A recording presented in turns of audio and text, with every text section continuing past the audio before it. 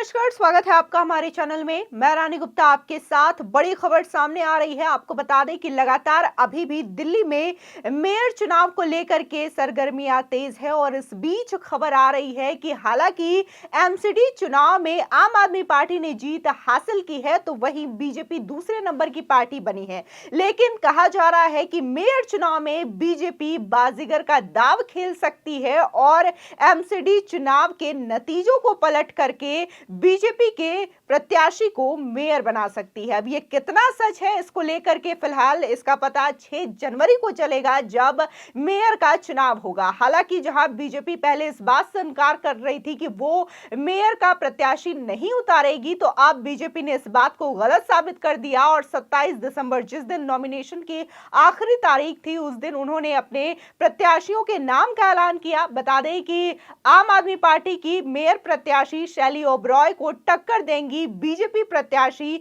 रेखा गुप्ता। और इस बीच लगातार अब इंतजार सभी को 6 जनवरी का है, जब मेयर का चुनाव किया जाएगा। बता दें कि दिल्ली की राजनीति में 6 जनवरी का दिन बेहद अहम होने जा रहा है। उस दिन तय होगा कि दिल्ली का मेयर कौन बनने वाला है। बता दें कि एमसीडी चुनाव में दिलचस्प मुकाबले के बाद अब मेयर की रेस भी रोमांचक हो गई है। वोट की लड़ाई में आम आदमी पार्टी से पिछड़ गई भारतीय जनता पार्टी ने मेयर, डेप्यूटी मेयर और स्टैंडिंग कमेटी मेंबर के लिए उम्मीदवारों के नामों का ऐलान करके ये स्पष्ट कर दिया है कि अरविंद केजरीवाल की पार्टी के लिए रास्ता बिल्कुल भी साफ नहीं है। बता दें कि बीजेपी हार कर भी जीत हासिल करके खुद को बाजीगर साबित करने में लगी हुई है। आपको बता दें कि 250 सदस्यीय नगर निगम में 134 सीटों पर आम आदमी पार्टी ने जीत हासिल की, तो वहीं बीजेपी 104 वार्ड में जीत दर्ज करने में कामयाब रही। इसी के साथ ही एक निर्दलीय पार्षद को अपने पाले में लाने के बाद बीजेपी के पास अब 105 वार्ड हो चुके हैं। कांग्रेस को 9 सीटों पर जीत मिली, जबकि 2 वार्ड निर्दलीय पार्षदों के नाम है। बता दें कि बीजेपी और आम आदमी पार्टी के बीच सीटों का अंतर बहुत अधिक नहीं होने की वजह से ये मुकाबला बेहद करीबी हो सकता है। बता दें कि जीत किसकी होगी, इसका फैसला काफी हद तक इस बात पर निर्भर करेगा कि फ्लोर मैनेजमेंट किसका अच्छा होता है।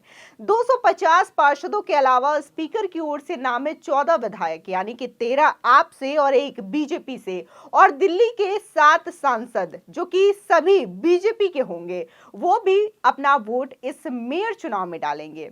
आम आदमी पार्टी और भाजपा के बीच इस मुकाबले में कांग्रेस के 9 और 2 निर्दलीय पार्षदों के वोट भी काफी अहम माने जा रहे हैं। देखना दिलचस्प होगा कि कांग्रेस के पार्षद किसके लिए वोट करते हैं। हालांकि एमसीडी में वोटिंग सीक्रेट बैलेट से होता है। इसी के साथ ही राजनीतिक जानकारों की माने तो कांग्रेस के लिए इस समय स्थिति एक तरफ कुएं और दूसरी तरफ खाई वाली है। उसके लिए किसी के साथ जाना मुफीद नहीं होगा। कांग्रेस के पार्षद वोटिंग की गैर मौजूदगी का विकल्प भी चुन सकते हैं और बीजेपी के पाले भी बदल सकते हैं। बता दें कि एमसीडी में दल बदल विरोधी कानून लागू नहीं होता है। किसी भी दल का पार्षद किसी भी उम्मीदवार के लिए अपना वोट डाल सकता है। बता दें कि मेयर चुनाव में टेस्ट इस बात का भी होगा कि कौन सी पार्टी अपने कुनबे को अधिक एकजुट रख पाती है। यही वजह है कि दोनों दल एक दूसरे पर पार्षदों को लालच देने का आरोप भी लगा चुके हैं। आम आदमी पार्टी ने शैली ओबरॉय को मेयर पद का उम्मीदवार बनाया है, तो आले इकबाल को डेप्यूटी मेयर का प्रत्याशी घोषित किया है। वहीं बीजेपी ने रेखा गुप्ता और कमल बागड़ी पर दाव लगाया है।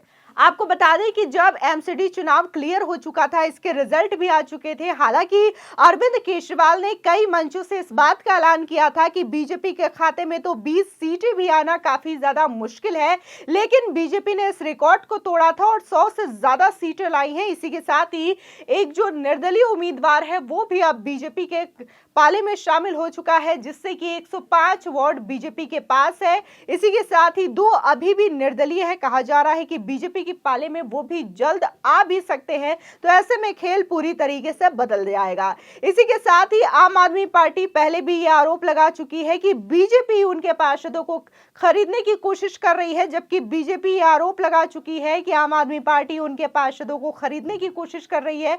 और इसका एक वीडियो फुटेज भी सामने आया था कि कैसे आम आदमी पार्टी की जो एजेंट थे वो लगातार घूम रही थी और बीजेपी के प्रत्याशियों और उनके पार्षदों को खरीदने की कोशिश कर रही थी और इसका जो वीडियो फुटेज था, सीसीटीवी फुटेज था, वो शहजाद पूनावाला ने भी ट्वीट करके शेयर किया था। यानी कि एमसीडी चुनाव के बीच भी लगातार ये टकरार बनी हुई है कि एमसीडी में मेयर किसका होगा।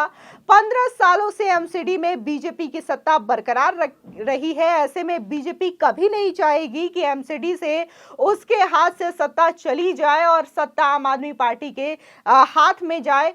और इसी के साथ ही आम आदमी पार्टी भी लगातार कोशिश कर रही है कि इस बार एमसीडी की सत्ता वो हथिया ले, लेकिन जिस तरीके से बीजेपी ने पूरा दाव चला है तो इसको देख करके ये कहना मुश्किल हो रहा है कि आम आदमी पार्टी जीत कर भी हार जाएगी, क्योंकि जो सारे समीकरण हैं एमसीडी चुनाव में वो कहीं ना कहीं बीजेपी के खाते में जाते हुए दिखाई दे रहे हैं।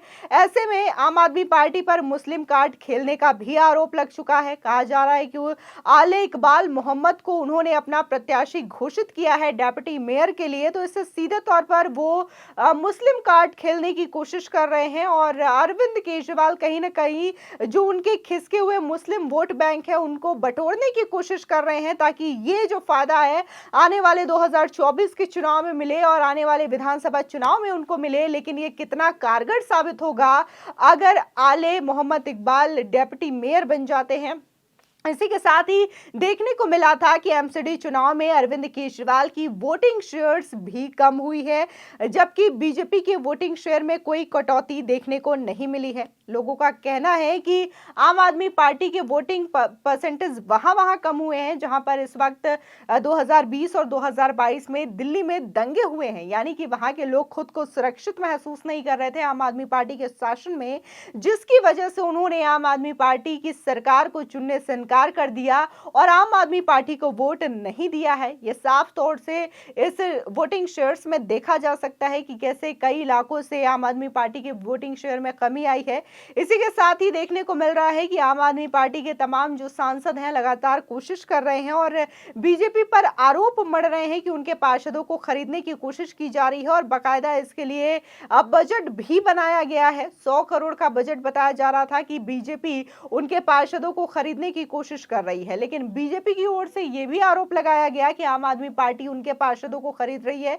फिलहाल ये जो राजनीतिक समीकरण पूरी तरीके से बना हुआ है एमसीडी चुनाव को लेकर के, ये एमसीडी चुनाव से पहले भी इस तरीके की चीजें थी। जम करके आम आदमी पार्टी ने बीजेपी पर आरोप लगाया था और बीजेपी ने आम आदमी पार्टी पर आरोप लगाया था।